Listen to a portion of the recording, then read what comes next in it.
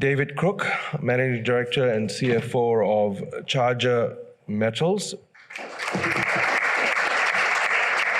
Thank you very much. And I normally take about 7 minutes. I see Adrian's already got a red wine, so we are under pressure already. Charger listed about 8 months ago. The situation was Lithium Australia, as Adrian has well spoken earlier during the conference, was heading towards downstreaming a lot more. And so it was an opportunity for a group of us to acquire Lithium Australia's exploration portfolio. Lithium Australia was one of the first movers in the lithium space in particular, but also Adrian had a long history in the Western Yilgarn, and with the timing of the discovery of Julimar, and of course we all know about the lithium explosion that we're in again now, Charger sees itself very well placed. So during the last 8 months we've been doing the bread and butter work, mapping and soil geochemistry, EM surveys and things like that. So we'll just whip through the 3 projects very quickly. And at the end of the day, you'll realise that our inaugural drilling program is a very leveraged program. And for those of you that are keen on sharp investments, Charger may be one of these things for you. I'm a geologist, Terry Gardner's a stockbroker, Adrian Griffin, of course, is a geologist and a technical person, and we've got a good team of other people. We do have a couple of geologists. You may have picked up that they are fairly scarce on the ground at the moment. There are all sorts of cartoons about geologists and things like that, but we've managed to get ourselves a team, and we've also got a working relationship with one of the consulting companies around the place, so we're not scarce of people as things come on. So we listed at 20 cents. Today we're trading at about 80 cents. So those that got in the IPO should be quite happy. We've still got about $4.5 million in the bank. While we've been doing the bread and butter work, of course, our burn is very low up until now, and inspired by COVID to some extent. We have been working a lot from home or remotely. We've only just really secured an office in Subiaco. The other thing that's really interesting about us is, other than Lithium and Adrian having big chunks of the company, we've got 4 funds on our register. And in the junior space, that's quite a rare thing. Ausbil has been buying on market. The Lind Fund was with us right from day one. Gunsynd out of London, very supportive, and have also been buying on market. So when you take the stock that you can see listed there, and then you assume, as you would rightly, there's a big chunk of escrowed stock and behind the place. There's only about 25% of our register that actually trades. Having a quick look at the Coatz Project. Now, this is a mafic intrusion that was mined very briefly for vanadium in the 80s. So we know the rocks are exactly what you want. And so when the Julimar discovery was made, we knew that we were already in that geological environment.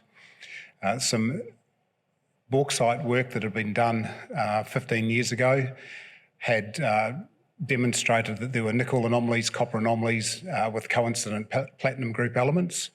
So really it was a very simple thing to then come along, fly some helicopter EM because we didn't want to disturb the natives too much, do some subsequent fixed loop EM, which we announced this morning, and we've locked in our driller. And as soon as we get our POW, which should be about 2 weeks away, we're drilling a very compelling target.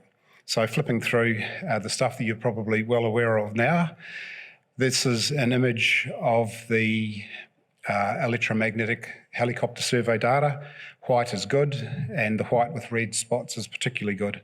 So our T1 target, we think, ticks as many geological pre-drilling boxes as you can. So that's that. This summarises it. The brown area is the geochemistry. The T1 target's in the same place. The yellow dots you may be able to make out are our first 5 drill holes.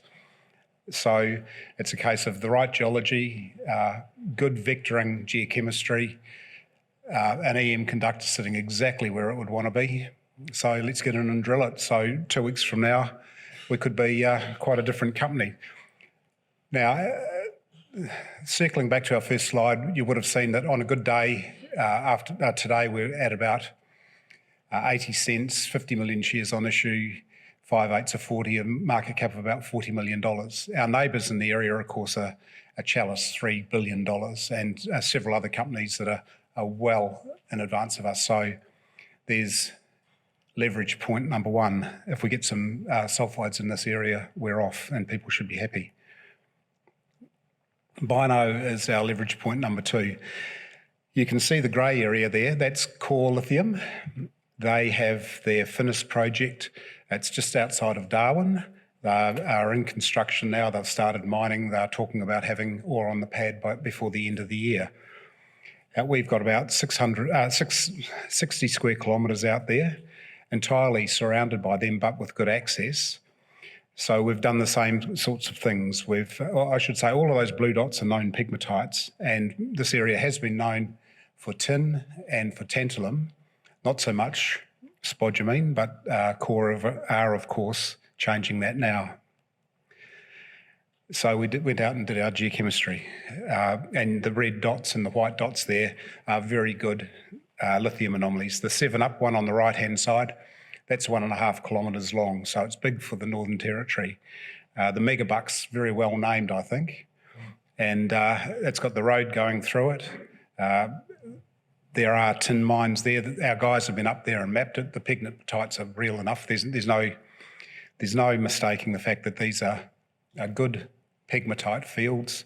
Lithium in the geochemistry process, the minerals break down, so quite often you can't see spodumene sticking out of the ground, but the lithium itself doesn't bind to much, so it tends to flush out. So where you've got a pegmatite with a lithium halo around it, you're on a pretty sure kind of thing geologically.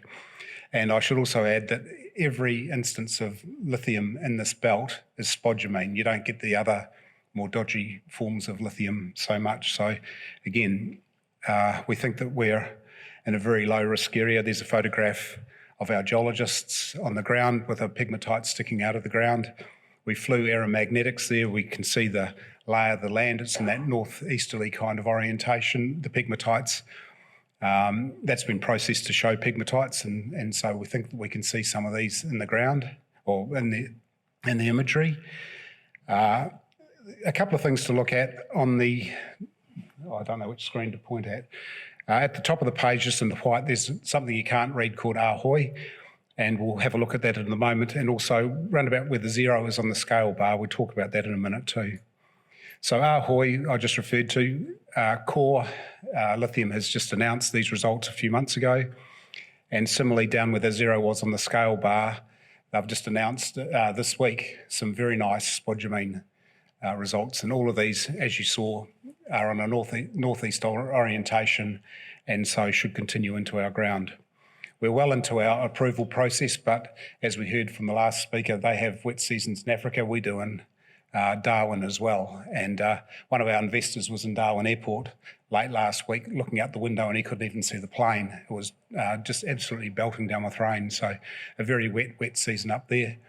In the meantime, we're getting our Aboriginal approvals in place, our mine management plan, and drillers are available. We've got people ready to go. And so hopefully, the way I see it is we'll finish drilling the Coatz Project, we'll move our team up here, and we'll find some spodumene. The leverage here, of course, is Core owns that little excision, the light grey area with Centurion. They paid $10 million for that. So there's some implicit value in us immediately. And if we get some spodumene, well, again, they're a $2.7 billion company and we're a $40 million company. So there's another pressure point for the investors that like a little bit of leverage. The third project that we've got is a much more standard West Australian exploration story. Down the bottom end in the yellow, you can see the word Metcalfe. There's spodumene been identified by geologists on the ground. Just to the northwest of the Emily Ann nickel mine, which are those orange dots, there's some blue dots. There's quite a big pegmatite field in there. It's about 15 kilometres long and about 3 kilometres wide. We've just completed 6,000 soil samples through there. We've XRF'd them with a handheld thing. We can get some vectors off that, but the guys still need to get out in the field and map those whilst we get the bulk of the samples through the lab. At the moment, the lab turnaround is north of 2 months. So we sort of thought if we can give ourselves a head start as far as assays go, using the XRF machine and getting the mapping done, we can get our, our ducks in line for when the assays come back. So that's the way that we're doing that. There's not a lot of spodumene known in this belt other than down at Metcalfe. In fact, not a lot of lithium, just because simply nobody's looked. But we're not that far away from the Earl Grey deposit. That's on the next greenstone over in the same kind of area. And of course, that's one of the biggest deposits going.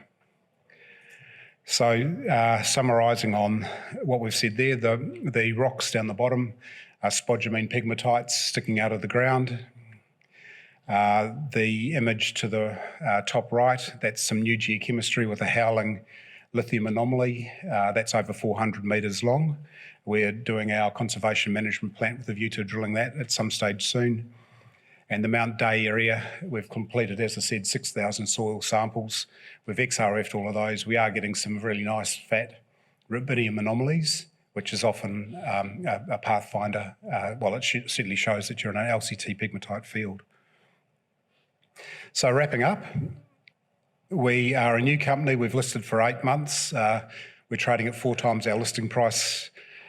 We very specifically targeted battery commodities, so lithium primarily, but nickel, copper and platinum group elements are also high leverage metals in our new economy. We have only 3 projects and we're quite happy with that. I have a view that some companies try and spread the butter a bit thin on their toast. We're not going to do that. We're going to get in there and we're going to find these things quickly if they're good. We've got some exceptional exploration geologists working in a team, and we're getting ready to drill. So our leverage, as I keep on harping on about, our neighbours are all billion-dollar companies. The moment that we spare either some spodumene at Bino or some nickel sulfides at Coatz just out of Perth here, I think the fun is going to start. Okay, thank you very much.